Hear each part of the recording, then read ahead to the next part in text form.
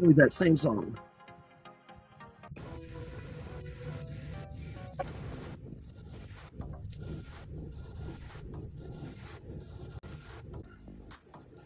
Big time study tonight.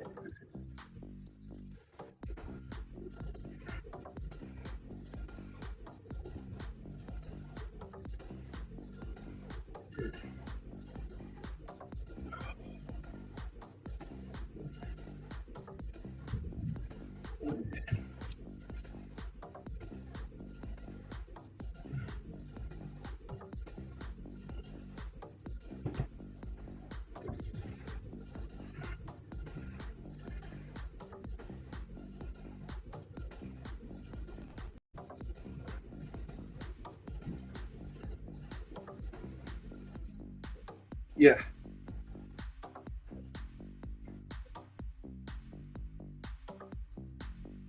The beginning of the ending of 186, 587.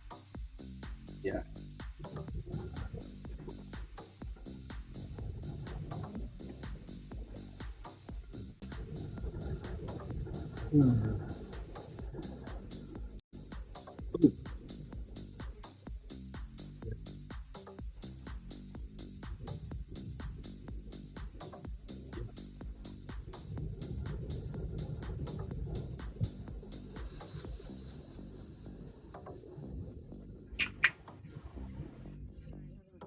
Yes.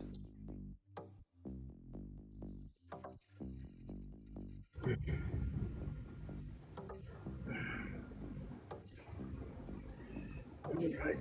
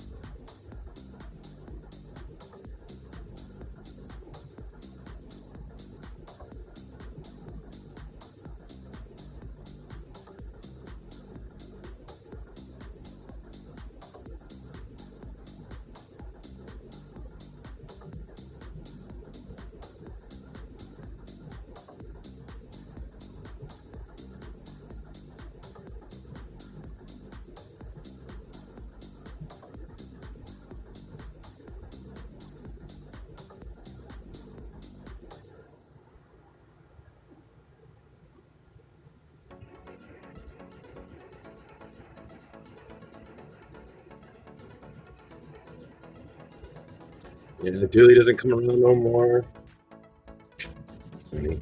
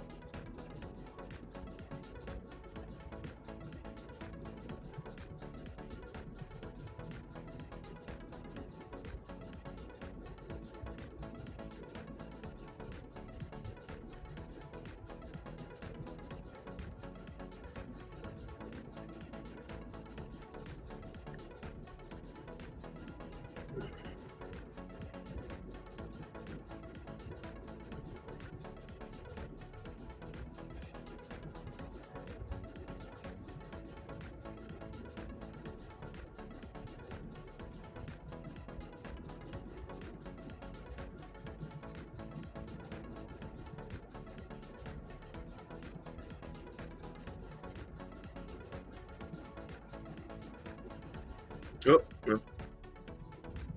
Almost time.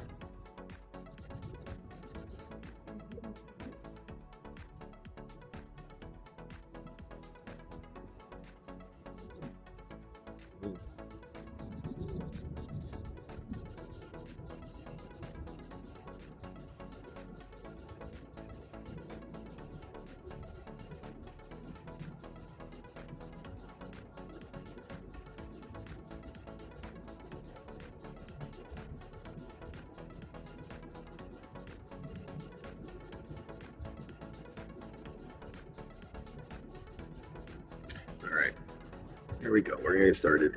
Oops.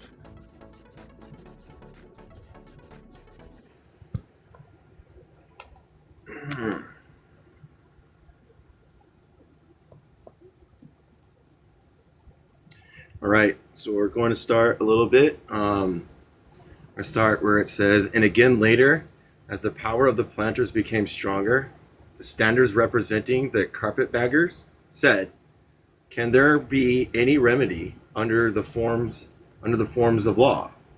We think so, unquestionably. Of course, it is not to be supposed that men and women and children will starve to death while corn is still standing in the fields and while hogs and cattle are still kept under lock and key. But these are matters of minor importance and are to be expected. However, much of the necessity may be deplored. What we mean is that there is one efficient remedy for this wholesale crusade and oppression carried on against the people of color race, to starve him into voting against his choice. The remedy is this: whenever the Republicans have control of a county, let a meeting of the commissioners be called at once. Let them make out a list of all people of color, stonemasons, bricklayers, plasterers, painters, and carpenters, and then let them select a site of sufficient dimensions for a village of from 5 to 1,500 people of color paupers. As the case may be, the work itself will give employment to the considerable number of persons, and some time will be required to complete it. Then let the county paupers be moved in and be provided with houses and food at the expense of those who have made them paupers. Let the tax be so laid so to affect only the large landholders. Not one of 20 owns any land at all, and the large landholders are much rarer. This tax will fall lightly upon the great mass of people, while the oppressive landholder will be compelled to throw his broad acres upon the market to raise money to pay taxes. And in addition to this, let the legislator deprive these enacting tyrants of the benefit of the stay law and compel them to pay their debts, to pass their lands under the sheriff's hammer, and give the poor a chance to buy land. Governor Holden was accused of being the head of the Union League, which was an organization of white and people of color voters, of believing in social equality, and of being corrupt. The KKK increased their activities, and the Congressional Investigation Committee reported 260 outrages, including 7 murders, and the whipping of 72 whites and 141 black people. Holden says this combination were at first purely political in their character, and many good citizens were induced to join them. But gradually, under the leadership of ambitious and discontented politicians, and under the pretext of society needed to be regulated by some authority outside or above the law, their character was changed, and those secret clans began to commit murder, to rob, whip, and scourge, mutilate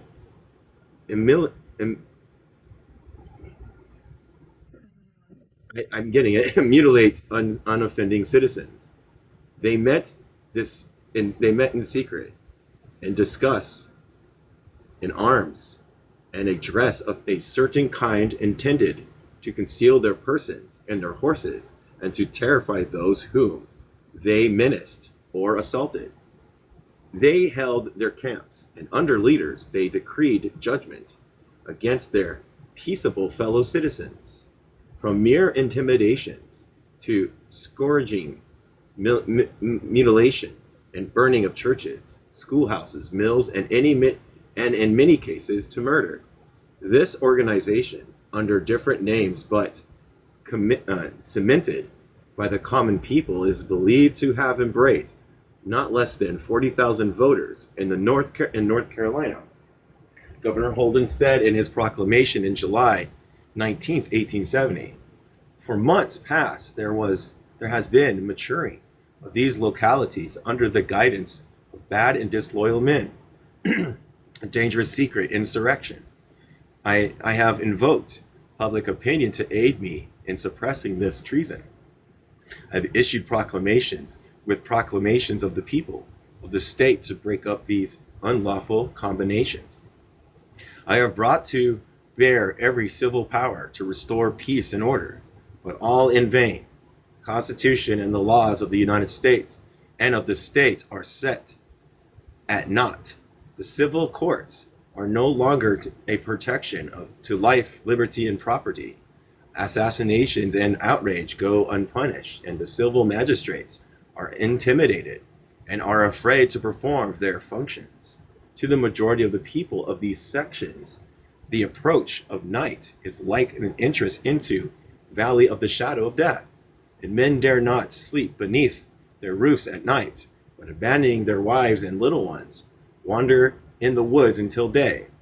The legislature met in 1870 with 3 black senators and 19 black members of the House. This small proportion of black people was continued up until 1876.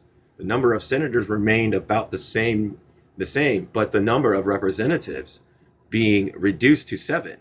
The appropriation for schools and relief were not sufficient, and there was continued complaint. The system of public schools had been inaugurated in April 1869. The impeachment of Holden was repeatedly demanded. 17 members of color of the legislature issued an address in 1870 in which they defended Holden. The only offense Governor Holden, and that which has brought down the wrath of the dominant party upon him, is that he thwarted the design of a band of assassins who were prepared to sacrifice the state in the blood of the poor people on the night before the last election on account of their political sentiments, and to prevent them from voting. Because he dispersed these murderous hosts organized by the so-called Conservative Party, they proposed to destroy him. First proposed to suspend him, then to go through with a mock trial before the Senate, as they have already done before the House. There a true bill has been found without taking testimony. After impeachment, his enemies will not be satisfied until he is hanged, unless happily their own gallows should overtake them. When Governor Holden is disposed of, those whom he protected will be the next victims, for the blood of one man will not satisfy the thirst. They are upset because Reconstruction measures have triumphed, and we are permitting to represent you as in this body. They are wild because they refuse to bow the knee to them. The legislature, which convened in the Capitol in the fall of 1870, was made up of the Senate and 36 conservatives, 3 black people, and 2 carpetbaggers, and a House of 75 conservatives, 19 black people, and 2 carpetbaggers. One of the first things which this new legislator did was to take steps leading to the impeachment of the governor.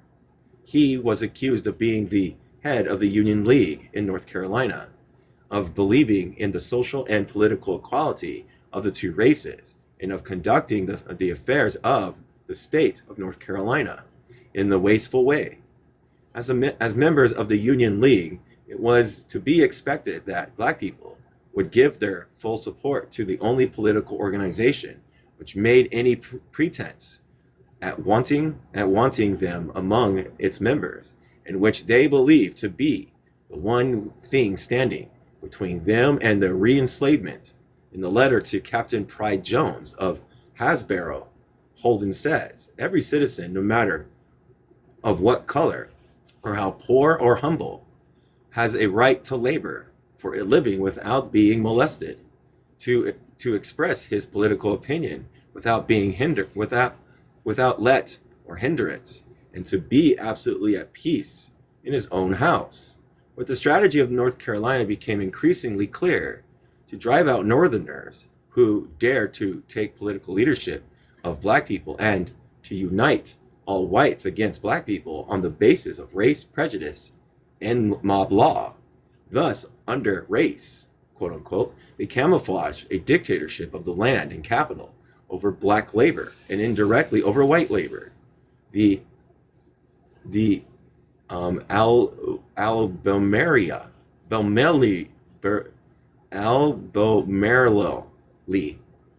Register said, quote, "This paper in the future is a favor of drawing the lines between white people and black people regardless of consequences," end quote. Despite all the charges of fraud, corruption, and stealing, Holden, when finally impeached, was charged not with dishonesty, but with using and paying troops to put down insurrections in the state. He said in defense that, as regarded to white militia, we will agree, at least those of us who took part of this discussion, that the governor would be employing a militia composed of Ku Klux to put down the Triple K. Well, they only use Ku Klux, sorry. Now, as regard to militia of color, it is inexpedient, and impolitic to use them, owing to the prejudice in regard to race and color. It was then suggested, by whom I do not recollect, that it would be best to organize a regular force. Thank you. Thank you for the solidarity. I appreciate that. White Northerners added that, far from the Ku Klux trying to stamp out corruption, to that punishment or prevent corruption is no part of the object of the Ku Klux, but that they tolerate those who rob the state. This may be because among the robbers were members of both political parties, including some who direct and others who control, and might easily suppress the Klan.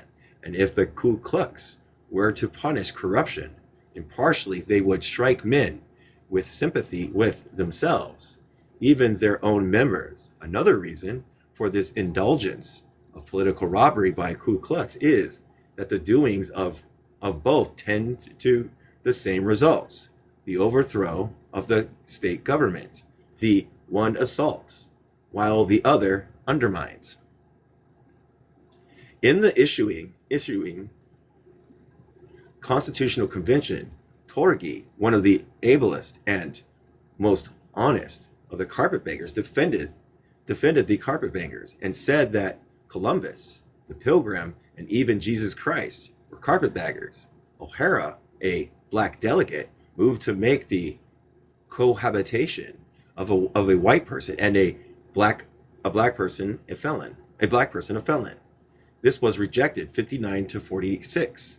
Torgny proposed to make it a misdemeanor. This was rejected 61 to 43. From 1870 on, North Carolina was in the power of the Democratic Party, so that radical Reconstruction controlled the state.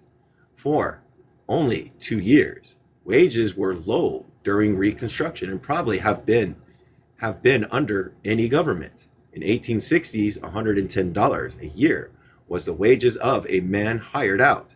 In 1867, $104. In 1868 and 1870, $89. The value of the chief crops was $38 million in 1876, $31 million in 1870. And in 1860, the value of manufacturing products was $9,011,050.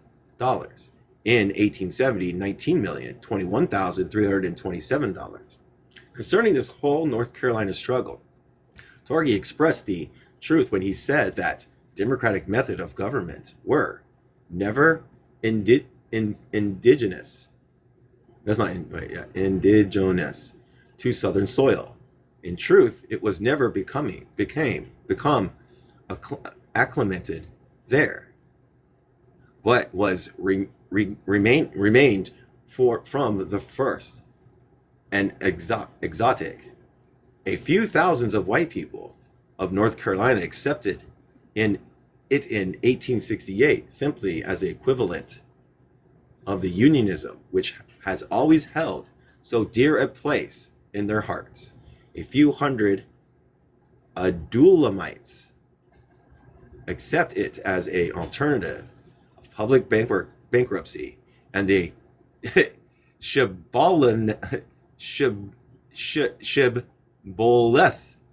Boleth. We're going to look at that word. We're going to see what that says. It's Hibboleth.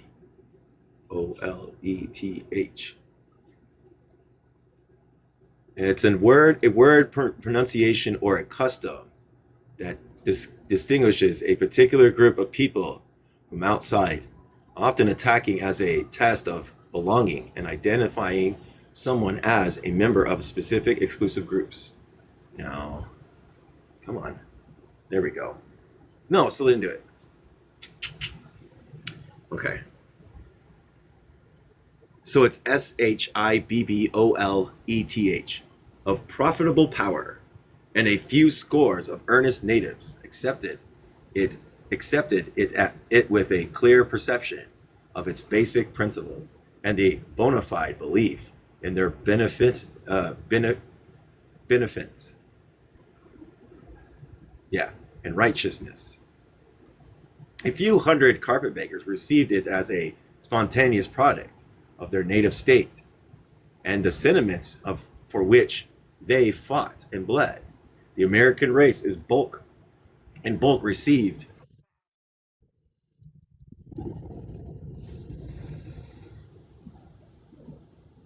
Gotta mute.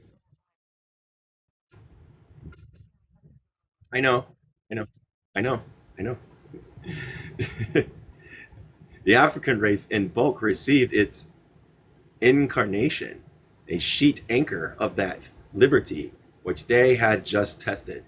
Arrogance, ignorance, poverty, and inexperience were its chief characteristics. At the beginning of the 19th century, Virginia had something over 300,000 black people, and whom 285,369 were slaves, and 20,124 free black people.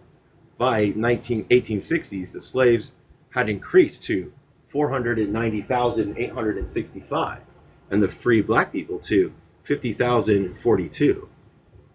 The western counties of Virginia, beyond the mountains, opposed the secession, and at the meeting held in August 1861, they called themselves the Restored Government of Virginia and made F.H. Pierpont governor. This body gave the consent of Virginia to the forming of a new state, West Virginia. Governor Pierpont then moved his capital to Alexandria under the protection of the Federal Army, but actually had only a small part of Virginia under his control. In May 1864, this resorted government adopted a constitution with white suffrage. President Lincoln recognized the government, and President Johnson, May 9th, 1865, restored federal functions of Virginia. A session of the legislature met in June 1865, passed some black laws, and congratulated itself on escaping black suffrage. Doo-doo. The government was moved from Alexandria to Richmond, and immediately there appeared to a split between the former Confederates and the Unionists. The freemen were especially disappointed and held a convention in Alexandria in August 1865. The body reviewed, quote, the indignities, brutalities, and inhumanities to which black people were subjected as slaves. It asserted that a large number of Virginians bore the black and undeserved malice because they were black. and had been freed from the United States government by the United States government. As a protection against such people, the freemen demanded the rights, privileges, and immunities common to citizens, including the right to vote. The freemen declared that they were prepared to exercise the suffrage intelligently. They pledged their loyalty to the interests of the state and to the United States. They presented a claim to citizenship on the grounds that they should not be regarded as a separate class, but granted the consideration prayed as an evidence on the natural equality of all men. In the congressional elections of October 12th, the reactionaries were completely successful, and in January 1866 passed a stern black code with unusual vagrancy laws and contract labor law. Ordinary civil rights were granted the black people, but he could testify in court only when he was himself involved. Even some of the Confederates thought these laws too drastic, and General Terry prohibited their application. The Congressional Committee of 15 began an inquiry into affairs in Virginia in January 1866 and had 49 witnesses of all shades of opinion. Card tricks, maybe. Yeah. The reactionaries were bitter towards black people, and there were several riotous outbreaks. The Unionists called a convention in Alexandria May 17th and took a stand in favor of public schools and black suffrage. Later, in 1866, Pierpont recognized the trend of affairs, recommended modifications of the vagrancy laws and ratification of the 14th Amendment. But the legislature at first refused, and then in extra session debated the matter. Before they had come to any final decision, the Reconstruction laws became operative. The Reconstruction Act of March 2nd had been passed when the legislature met again. On March 5th, black people had attempted to vote in the municipal election at Alexandria. The mayor and judge asked advice of President Johnson and of the Attorney General, but received no answer. Black people cast 1,400 votes, and white conservatives 1,000 votes, and the white radicals 72 votes. Black people's votes were not counted, and the military commander forbade further local elections until after registration. Meantime, trying to take away the black vote. Meantime, the considerable immigration of white politicians and office holders began to organize black vote.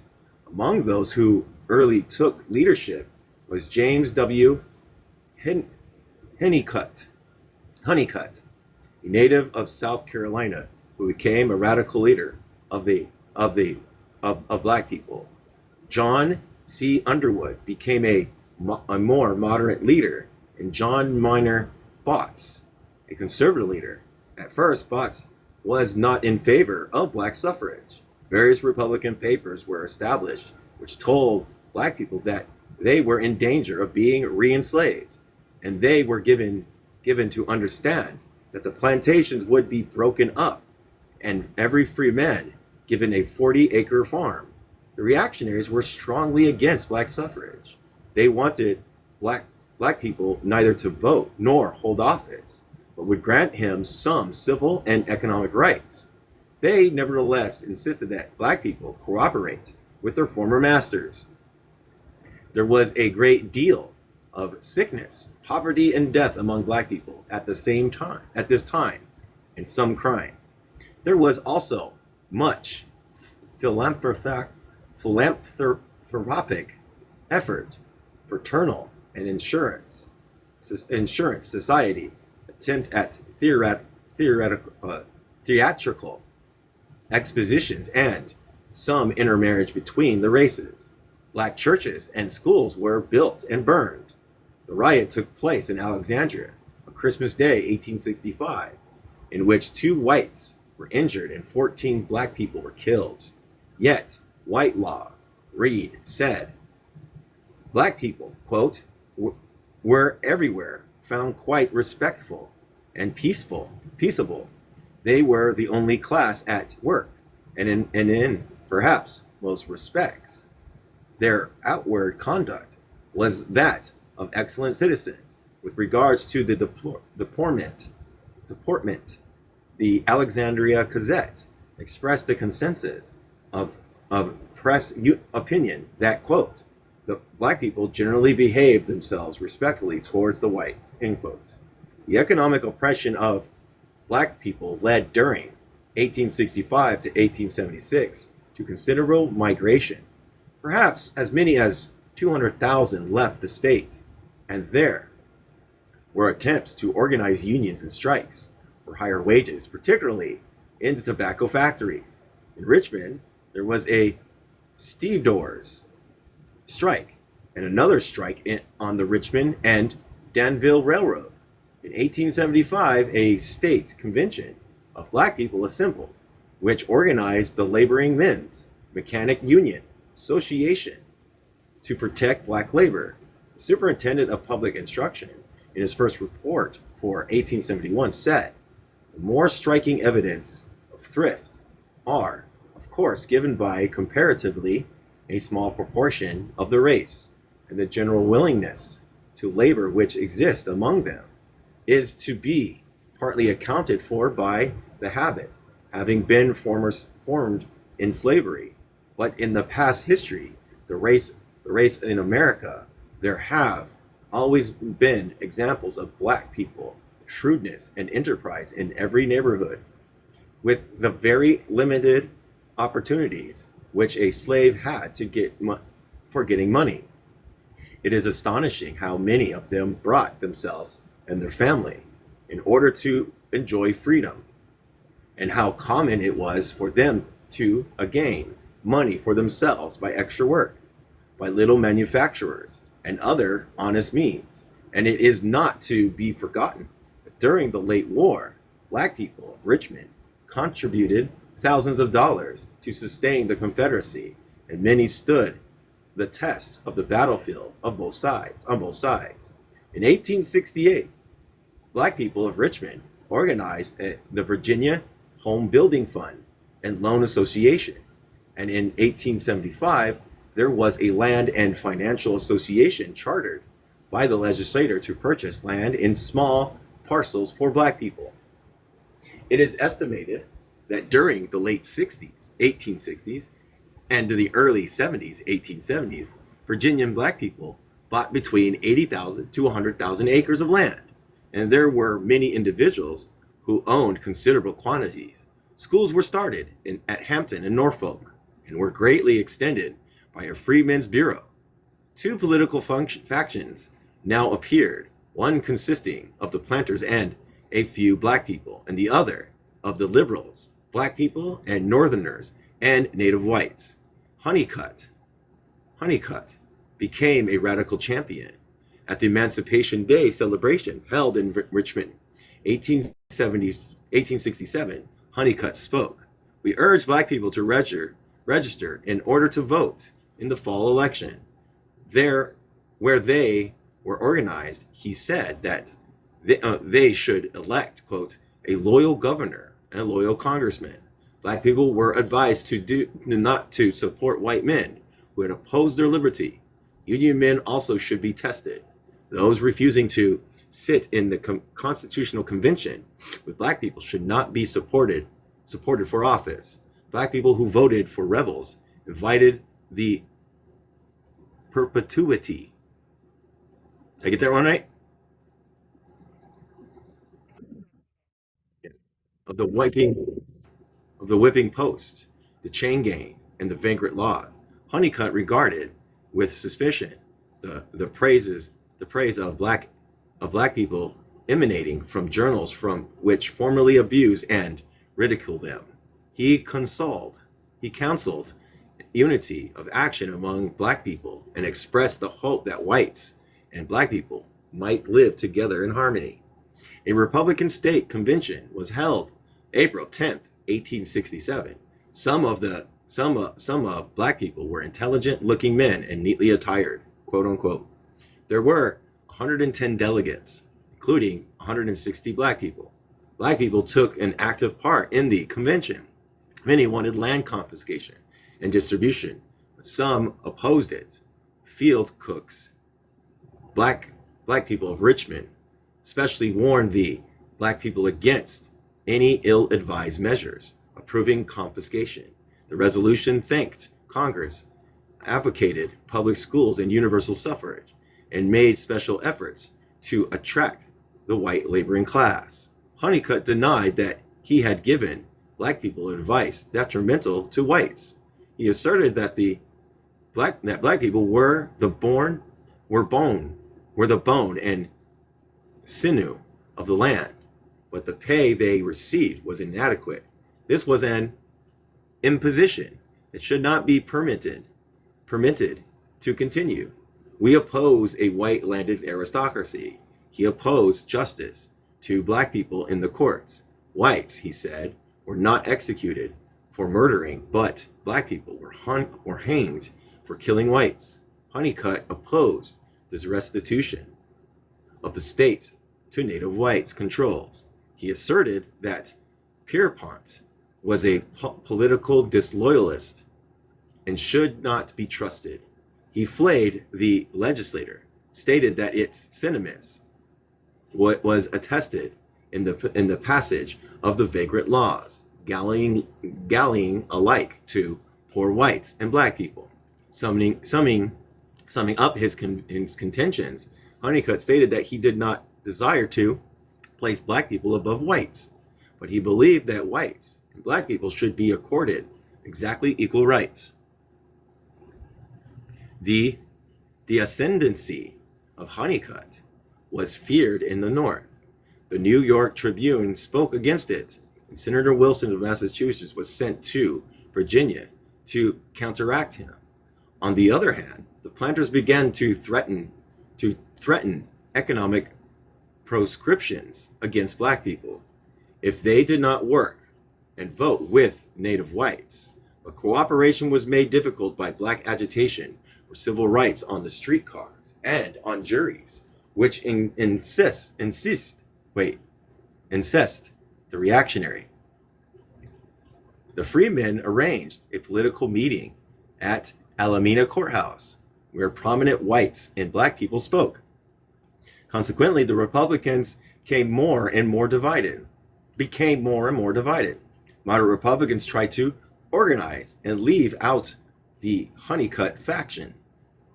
They held a meeting in Charlottesville in July and elected delegates to the Convention of Richmond. Meeting for cooperation among black people and whites were held throughout the state. The Richmond meeting was held in the African Baptist Church and was completely captured by Honeycutt. This defeated cooperations. In the registration, 225,933 persons registered, of whom 120,101 were white and 105,832 were black people. The whites had majority of 52 counties and black people in 50 counties. The election took place October 18th, 19th, and 20th, 1867. The whites cast 67,884 votes, and black people 93,145. The call for the convention was authorized. The planters had 33 delegates, the liberals 72 delegates, and among the latter were 25 black people. Honeycutt was arrested for inciting black people to insurrection, but released on bail. The reactionary press boldly advocated proscription for black labor and the discharge of workmen who supported the liberal cause. 150 black people employed in iron mines were discharged because they voted for the radical ticket. Jesus Christ.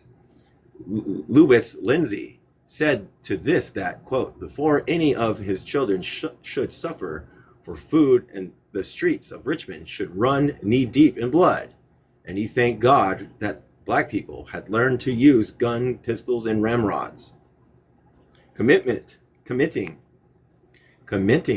on this, the editor of the Inquirer deplored that, quote, the capitalists was threatened with murder if he dared to discharge men who had declared themselves his implacable enemy.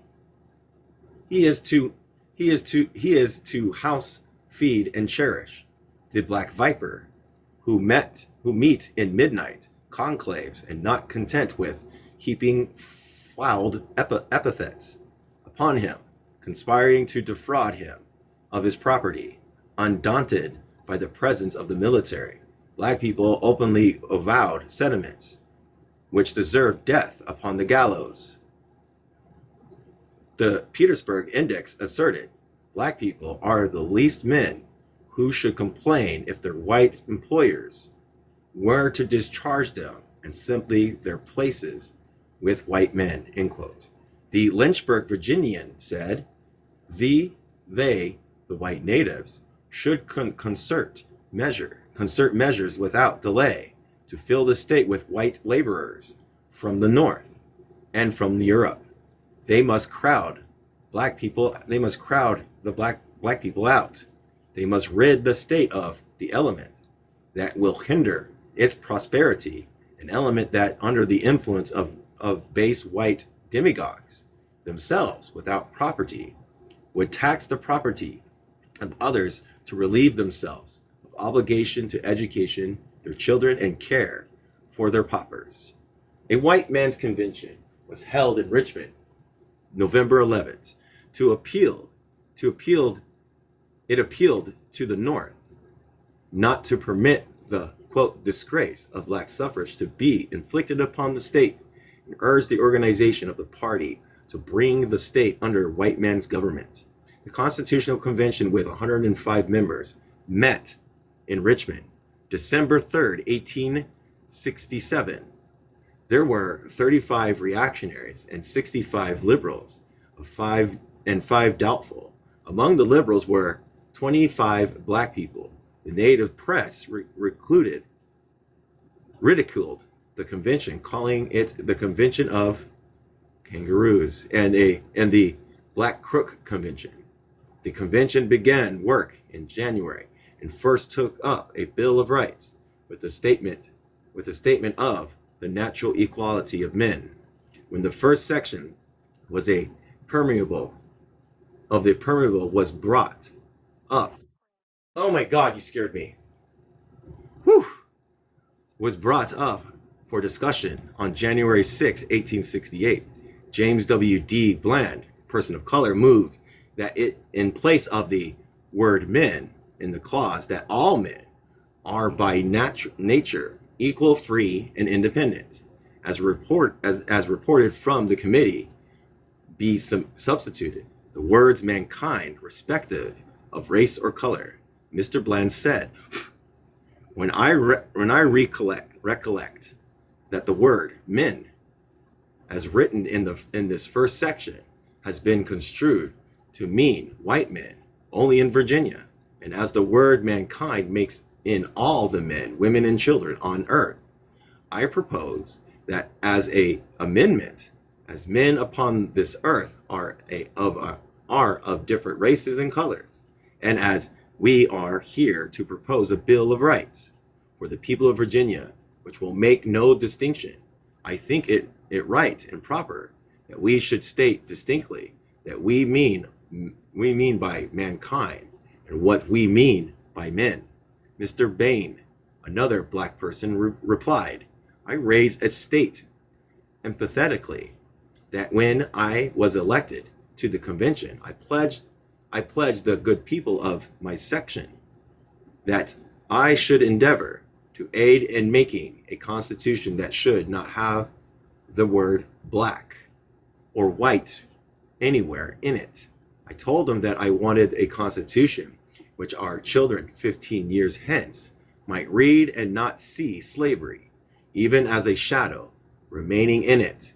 I am here to carry out that agreement. All that was necessary in my judgment for this nation to abolish slavery was simply to place men in power that would interpret that constitution as an anti-slavery instrument, which I always believe it was. The word slave was not found in it, but bad men in the nation, bad men in power, placed such wicked construction upon it that it worked death to the nation, and that is the cause for our being here today. The convention discussed free public education and held a long debate on the matter of race separation in schools. Black people especially insisted upon mixed schools, and the final report made no specific reference to whether the schools were to be mixed or segregated. When the debates over mixed schools were in progress, Bain proposed an amendment to the committee plans so as to place black people and whites in the same school.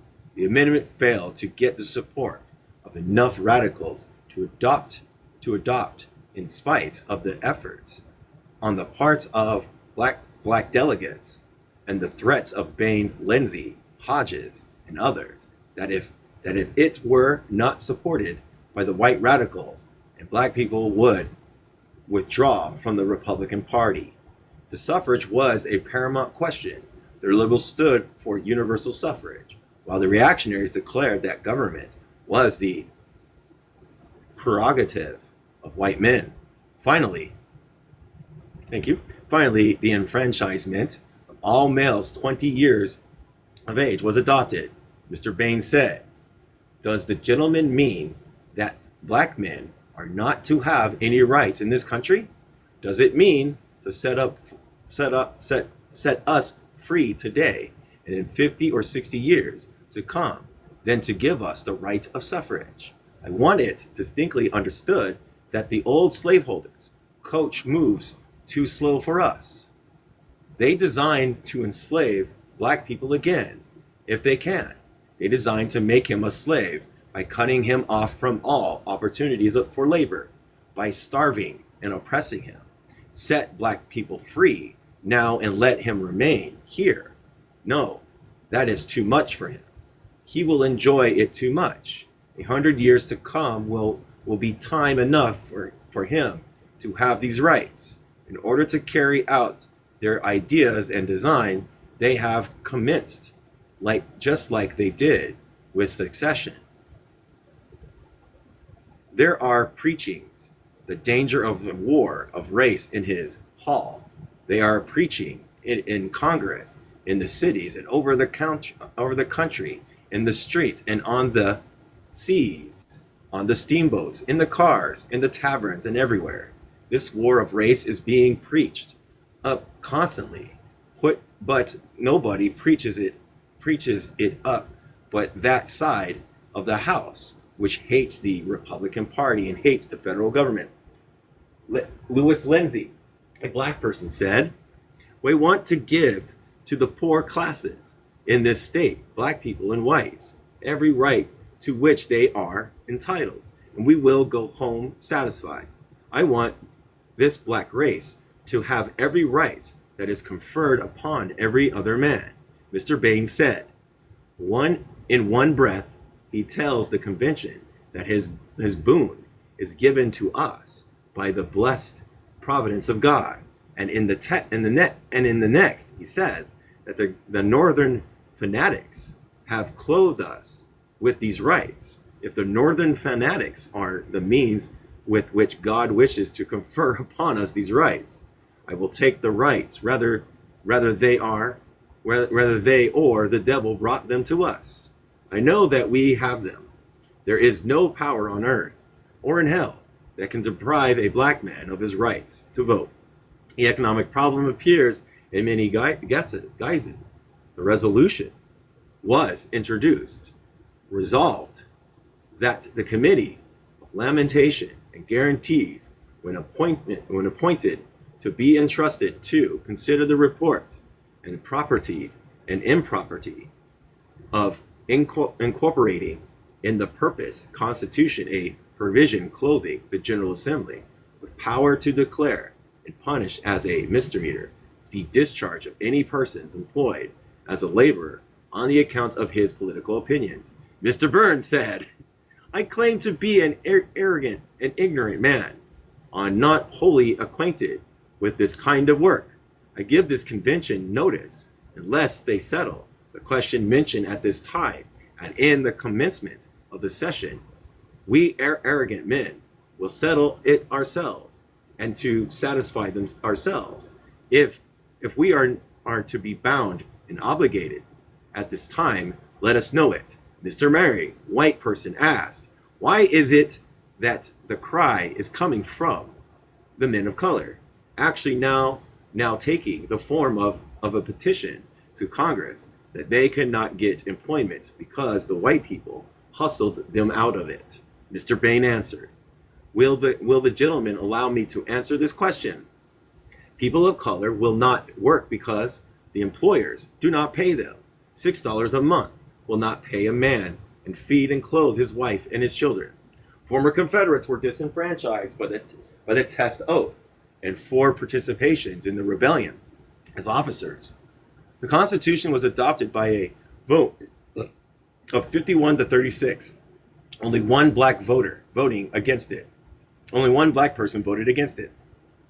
The reactionary member of the convention joined in a statement.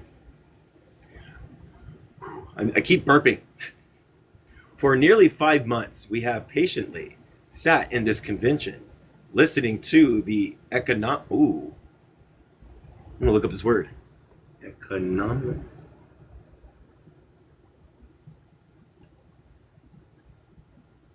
Oh my God. ENCOMIUMS. Of course, it's not gonna let me say it. A formal, enthusiastic expression of higher praise, typically delivered as a speech or written work, used to honor a person, object, and concept. Let me see if I can get this. Does it do now? No, of course not.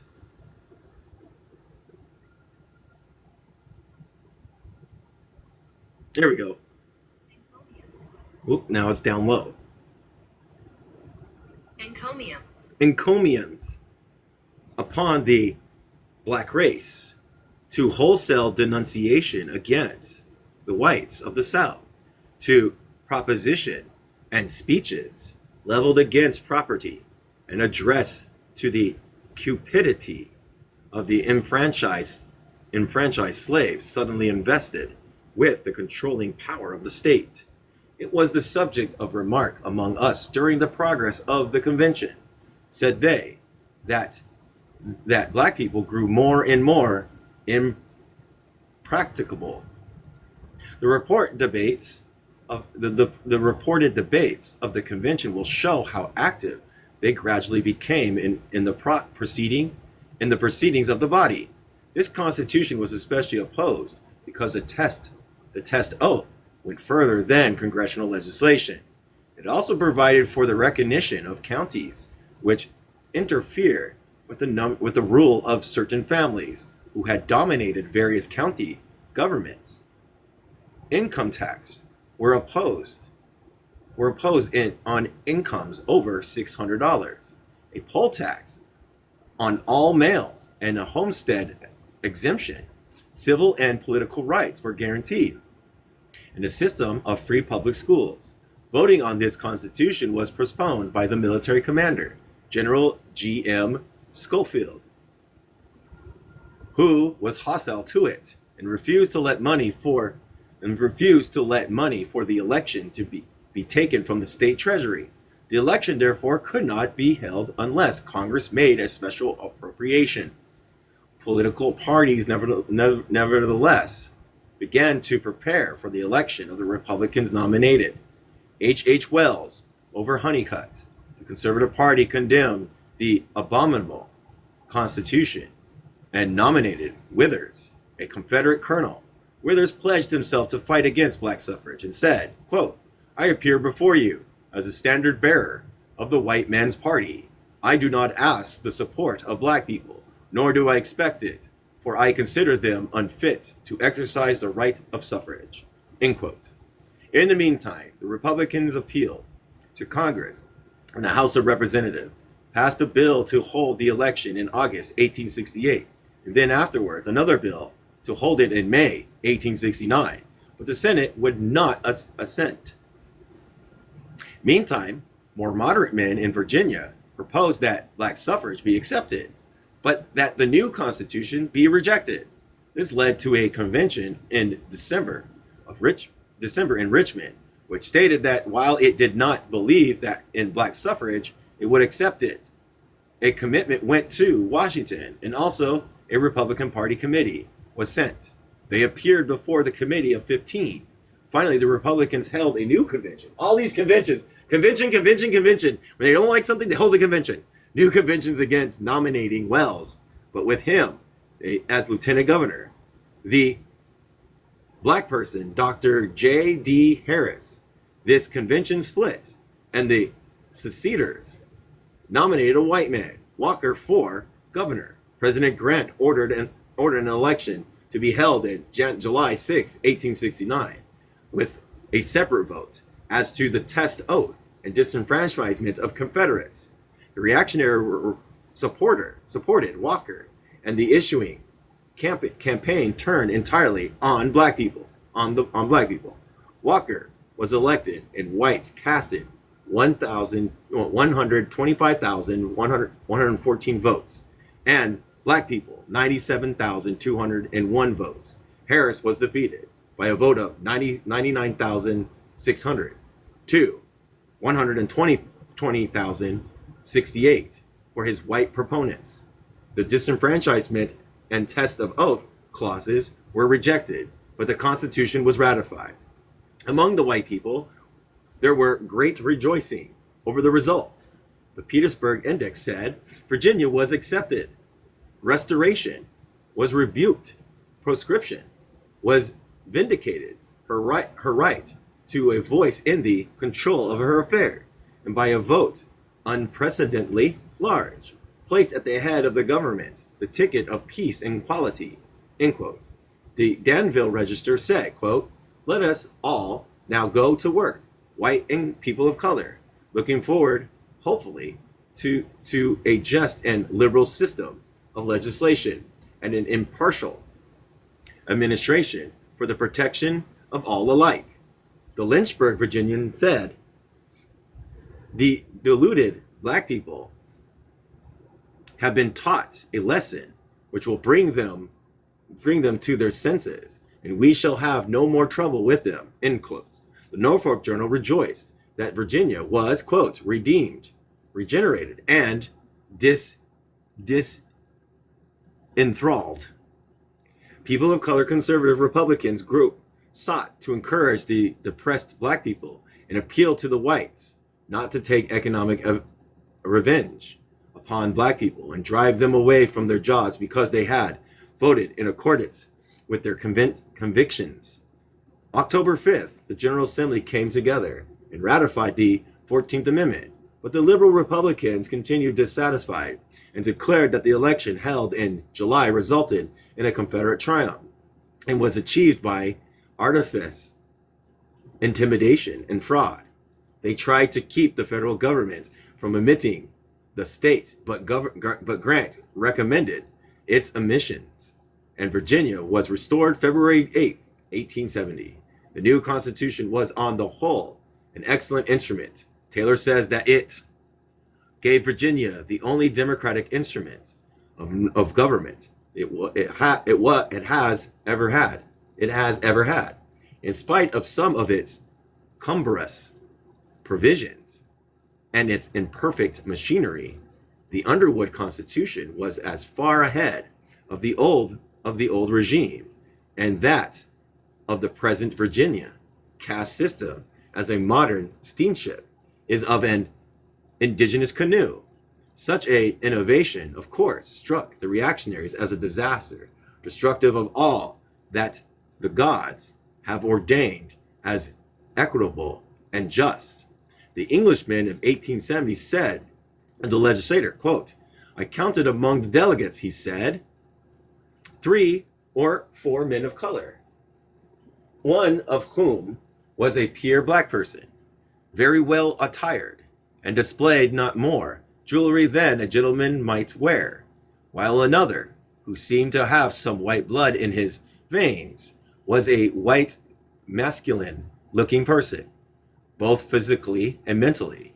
The Senate was presided over by the lieutenant governor of the state, who was altogether like a young member of the British House of Lords, as the Senate itself had a country gentleman sort of air not perceptible in the lower house, which more resembled a town council and a parochial board than a House of Commons. There were two men of color senators, person of color senators, among the number quite black, but senatorial enough, like men who in Africa would probably have been chiefs. In the lower house, the persons of color delegates mingled freely with other members, but in the Senate, these two sat in the corner by themselves. So still some more segregation. So, okay. Here, then, was the state. Now, you notice that they still had slaves at this time, too. They said it earlier.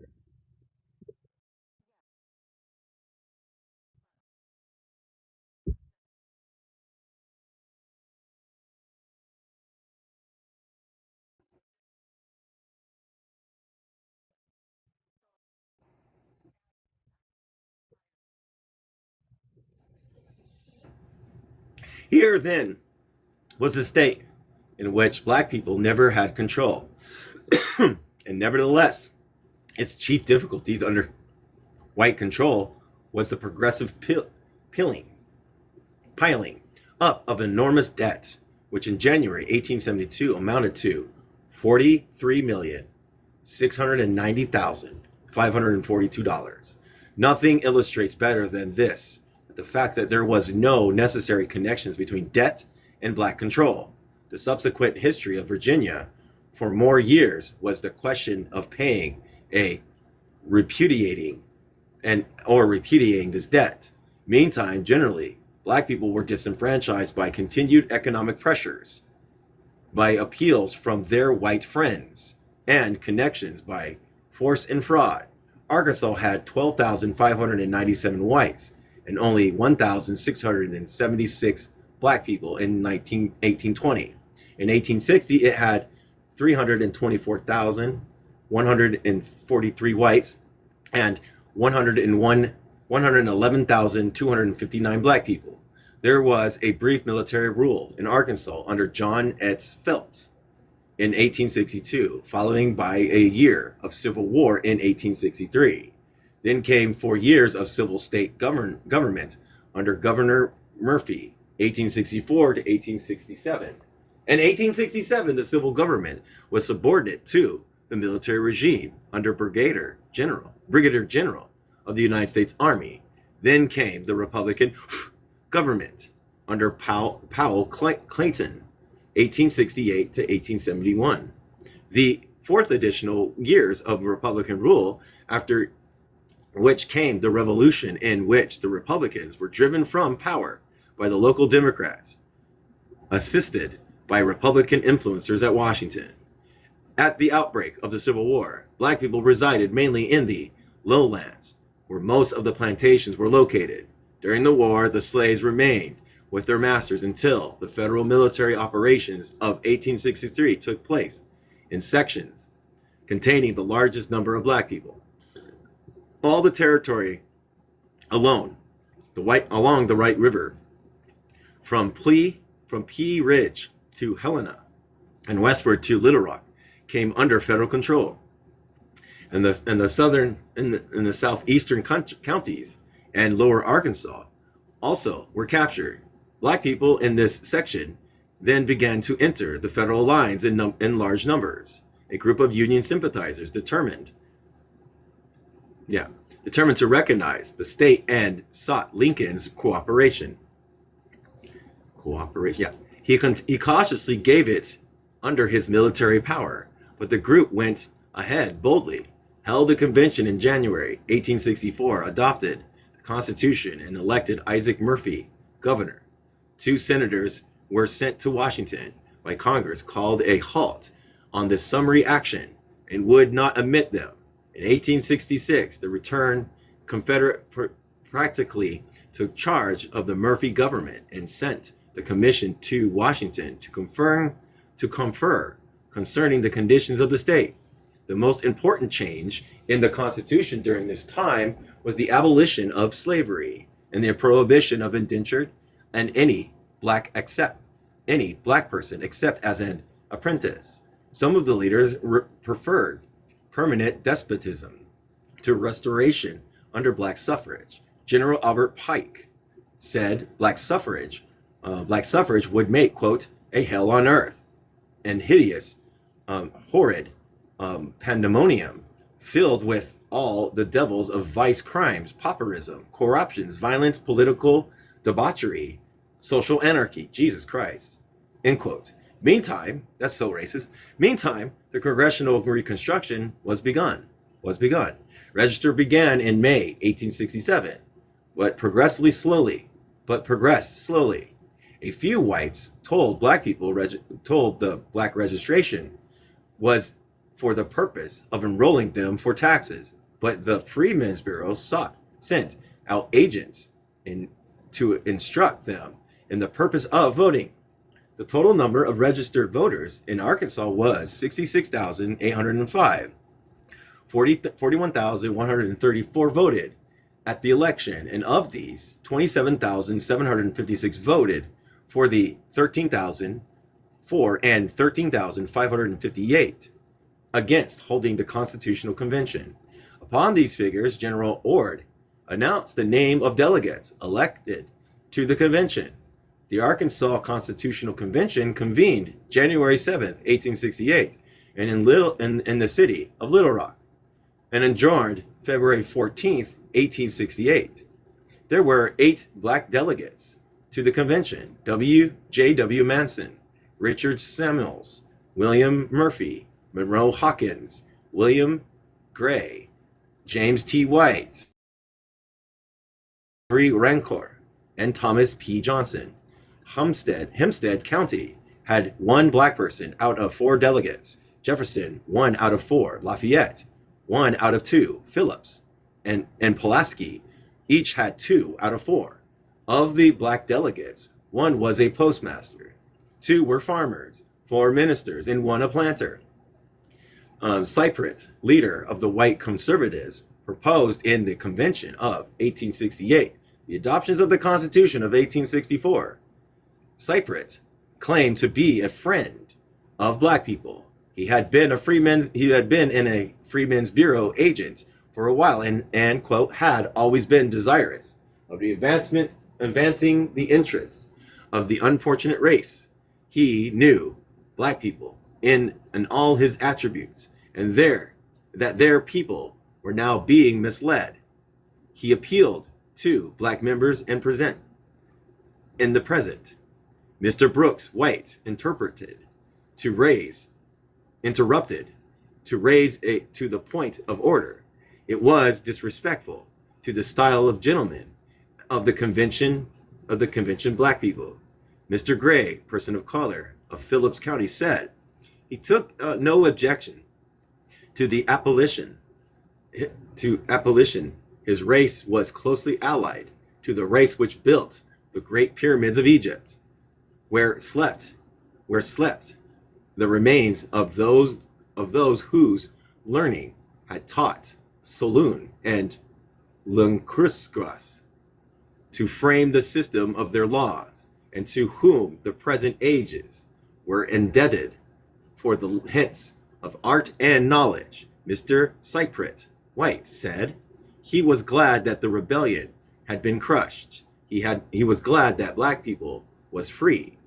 But while he would have black people protected as they now are by law in all their just rights, he could never consent to see them entrusted with the elective franchise and made the rulers of white men.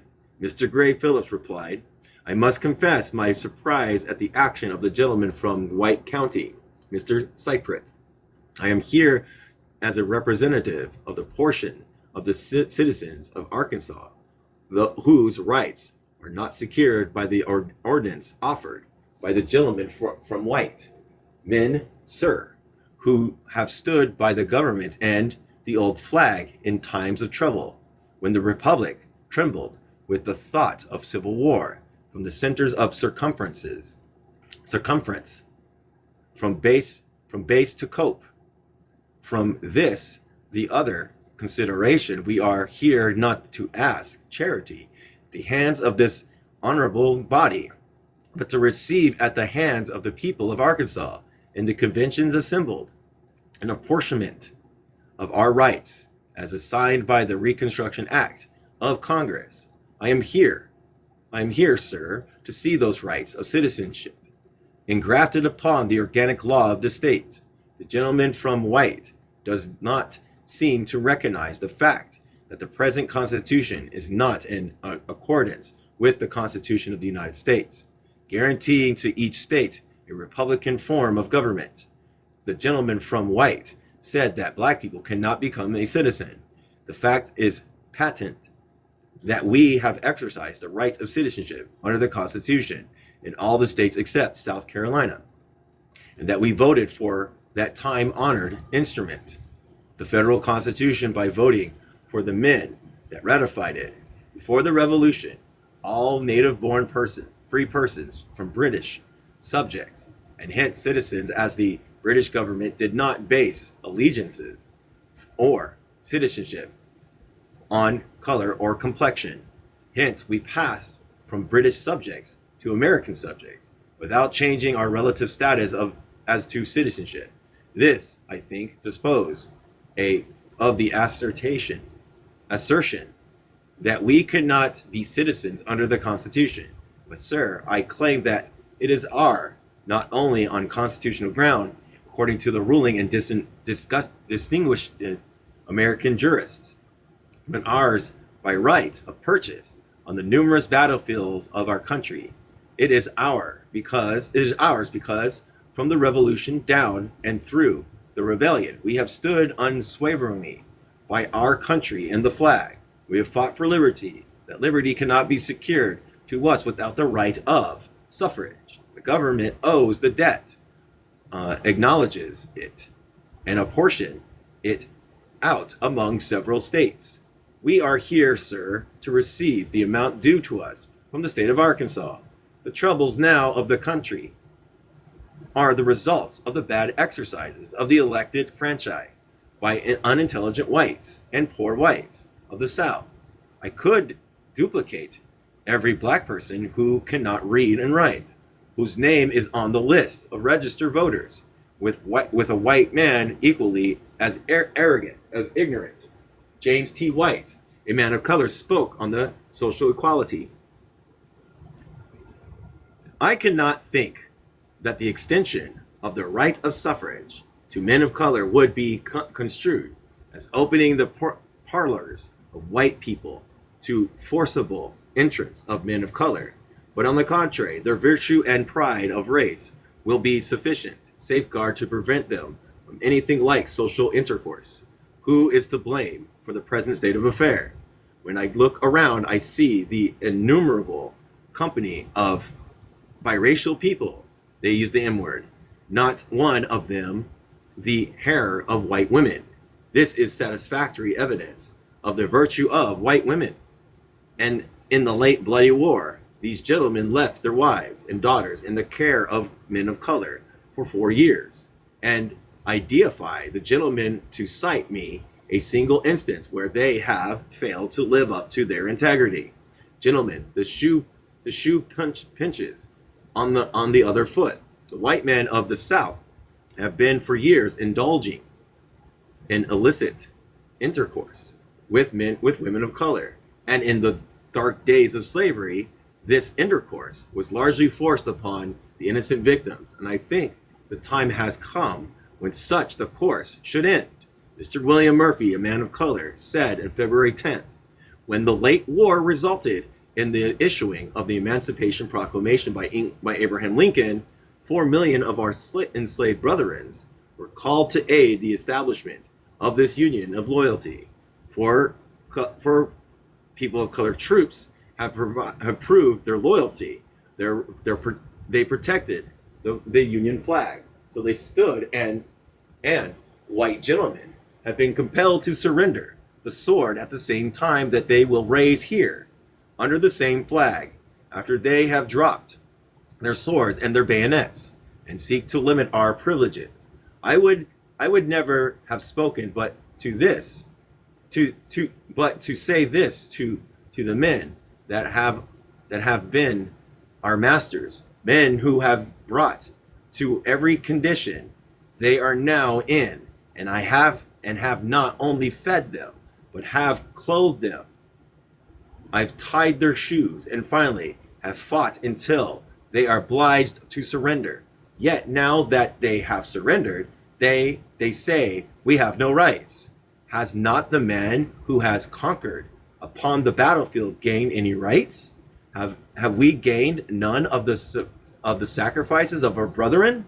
Concerning the adoption of the Constitution, James P. Johnson, a man of color, said, I believe this Constitution to be the best one that Arkansas ever had. The gentleman from Ashley, Mr. Moore, has undertaken to show us that the class of men of whom he is representative are our best friends. My God, I hope he will put his hand over his mouth and never speak that word again. We are very much inclined to believe the men who are trying to secure equal rights, of voting according to the true Republican doctrine of the equal rights of all men. You do not want us to have any rights, but let us stay in slavery as we were before the war. James Manson, another person of color delegate, read the following explanation of his vote, which he asked to have spread upon the journals. I object to the continuing disenfranchisement of all persons who are now disenfranchised by the present Reconstruction Act of Congress, and I believe many are now disenfranchised who ought not to be. But in the face of the reiterated assertion of gentlemen of the Conservative Party that they are not to give us the right of suffrage under any circumstances, I am forced to accept this Constitution as being good as a whole and as being the best that I can get under the circumstances, and give up my ideas of limited disenfranchisement and qualified suffrage. James Wright, a person of color delegate, added, another reason why I shall vote, and why if I had 10,000 votes, I would give them all for the Constitution, is that I see in it a principle that is intended to evaluate our families, the principles of schools and education. That is the only way that these Southern people can be elevated. Where they properly educated, they would not be led from any presidents to oppress other men. Were they educated, they would not hate us because we have been slaves. But like these gentlemen, if they should puzzle their brains and risk their lives upon the battlefield for the Union, they should stand up for our rights. Away with Union men who will not give all men their rights. Talk about friendship. The devil has such friends locked up, and hell is full of them. In the course of the convention session, a conservative taunted a carpetbagger with the assertion that the black vote was his only way to ride into Congress. Thereupon, black members said their race was ready both to vote and fight for the whites, who would grant them political rights. Brooks, leader of a radical, declared, we have great Republican parties, hold that they, black people, should have the ballot, and we intend that they should have it, and we will sustain the government based upon the principles of universal franchise and universal equality. On the other hand, Hinkle, a scallywag, exclaimed, great God, is there no help for the widow's sons? And asserted that, all the devils in hell could not keep him from making himself a record by voting against adoption of the Constitution, despite his final vote was 45-21 in favor of adoption. On April 1st, it was announced that the Constitution had been ratified by the vote of 30,380 to 41. On May 7th, a bill of the readmission to Arkansas was presented to Congress by Thaddeus Stevens. It was finally passed in both House and over the presiding veto. on June 22nd, 1869, before the bill was presented to Congress. However, the state legislature had met April 2nd, 1868, and adopted the 14th Amendment, which was one of the prerequisites to her admissions. The Constitution of Arkansas, like that of Florida, was a document which centralized power in the state government. The governor appointed nearly all the local officers of the counties and townships, and he had the power to fill vacancies, even in the few offices he did not originally fill. He appointed judges, collectors, and assessors of taxes, justice of the peace, prosecuting attorneys, registrars of elections, who in turn appointed the judge of elections. In April 1867, the Union Convention at Little Rock nominated a state ticket and succeeded in electing Powell Clayton as governor. One black person, John Payton, in Pulaski County, was on the committee of resolutions. Otherwise, black people was not represented among the officials in this party convention.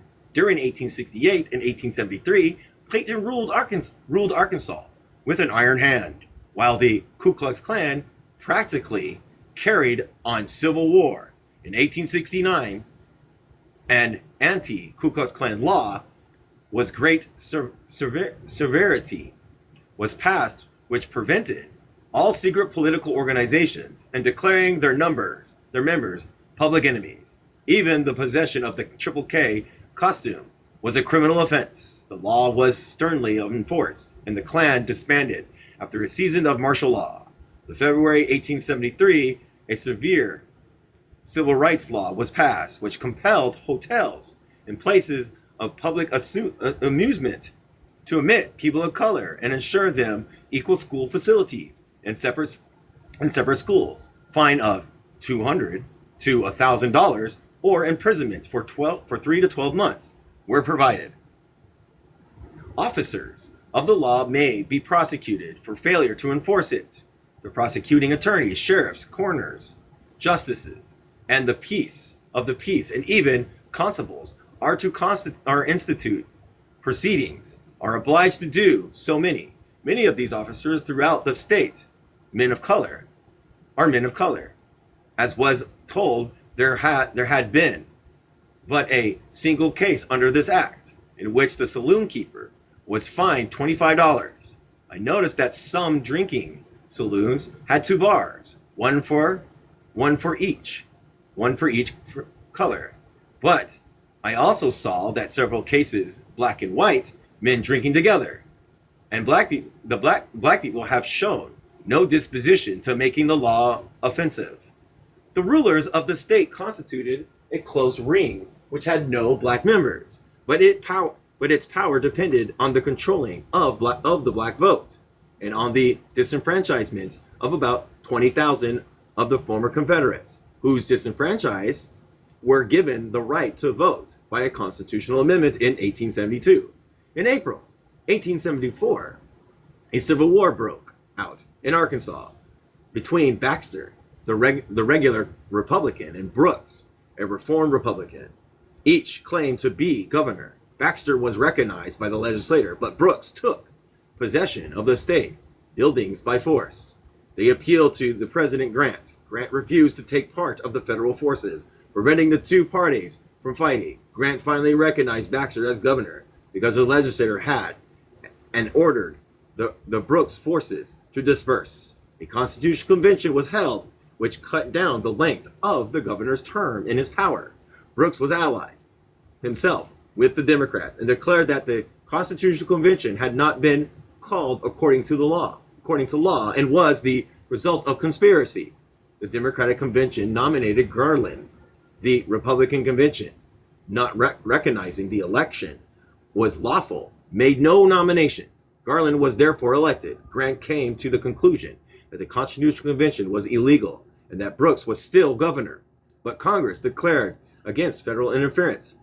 Finally, in 1874, the Democrats secured complete control of the state. Arkansas thus was a contrast to Louisiana. Law and order conquered, but it conquered not for the purpose of giving black people any economic power, or in fact, anything at all except schools and civil rights bills. The government dictatorship was frankly capitalistic and for the benefit of capital and the protagonist who represented it. Texas had in 1860 182,921 black people and 420,891 whites, thus putting this state among those where black population was decided minority. The white immigration destined greatly to increase the preponderance of the whites. The division of the planters and poor whites was less distinct in this state than in any others. There was plenty of rich land and poorest white men who could get a start. This increased the demand for labor. Texas was one of the southern states that had considerable prosperity during the war. She was outside the area of conflict. Excellent crops were raised and slave labor was plentiful. I'm burping again. Many slaves were deported to Texas for protection, especially from Louisiana and Arkansas, so that Texas could furnish food and raw materials for the Confederate state. On the other hand, when the blockade was strengthened, Texas became a highway for sending cotton and other goods to Europe by way of Mexico. There were many losses because of the distance and dishonesty of traders and lawlessness. Nevertheless, there were offset by high prices. When the war neared its end, the Confederate troops in Texas got out of hand and began rebelling and looting. Towns like Houston were burned, and clothes and food and all sorts of goods stolen. The Texas Republicans stressed, quote, the ruinous effect of freeing 4 million of arrogant, ignorant, and helpless black people, and said that the people of the North would be glad to witness a return to slavery because it would raise larger crops and richer markets for Yankee manufacturers. This paper did not think that slavery would be abolished for at least 10 years, and that in the meantime, compulsory labor would be continued. Under the Army officials, the compulsory labor did continue. But when the officials of the Freedmen's Bureau arrived, they began to supervise contracts. There was a usual complaint that black people were not keeping their contracts, together with reports that they were working well. President Johnson appointed A.J. Hamilton a provisional governor. He was a native of Alabama, but had come to Texas before the war. He had refused to join the succeeding states and fled to Louisiana, where he became a brigadier general in the Federal Army. When he arrived in Texas, he found everything in confusion. Money had been stolen from the treasury. The Capitol building was without a roof, and there was general anarchy. Hamilton protested to Johnson against the tendency of the farmers to keep black people as slaves. The question of the legal status of black people, the governor left to the courts, and the courts contradicted themselves in their decision. Some of them omitted black testimony, and others refused it altogether. There continued a strong feeling that neither black people were going to remain in bondage, or compensation was going to be paid for their emancipation. The lawlessness continued. Robbery and murder of the Unionists and freedmen were common. The outlaw defied arrest. On county reports that, quote, the civil authorities were helpless because the country is full of ruffians and lawless men. Another that, quote, laws cannot be enforced without the aid of the military.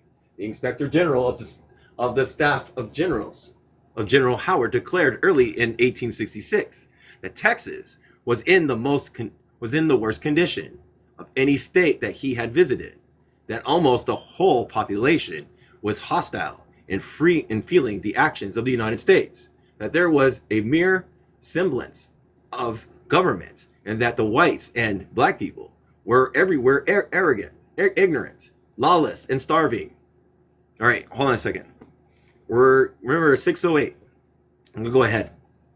608. Oh my God.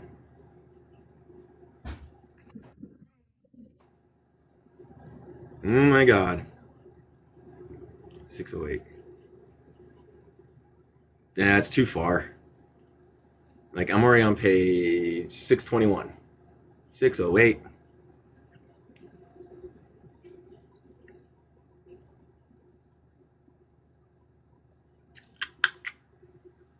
All these places just want a white government.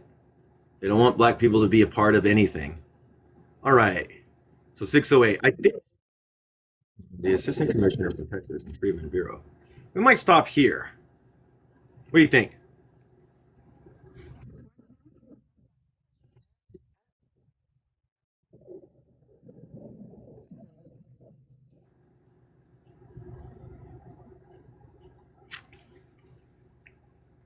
Do do do do do.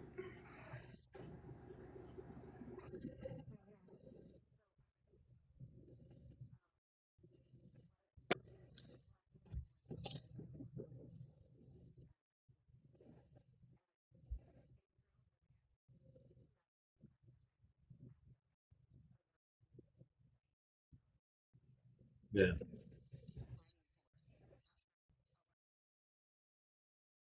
Yeah.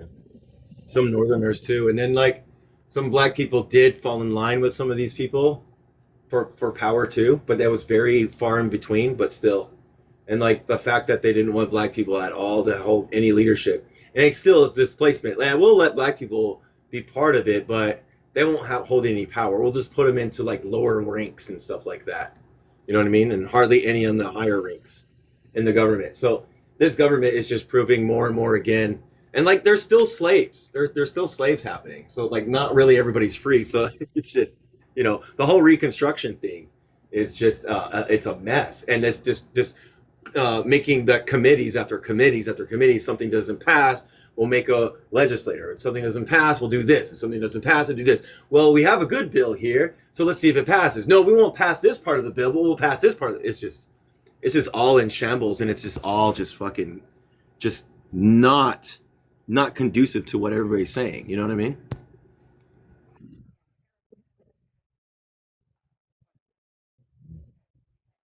Let's see what let's see what this person says. Hold on a second. Oh, they're not coming up. Thank God. Yeah, it's just this Reconstruction period. Um, it needs to be taught because like it is a little mundane because it's just government after government after government after government policies, voting and voting and voting. So I like during this time it's different.